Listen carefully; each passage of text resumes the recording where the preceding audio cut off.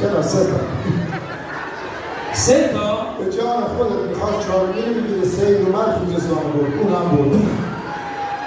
ای بابا خدا رو هم کرد سید بردش البته پشت صد کرمی گرفتیمش خدا رو شکر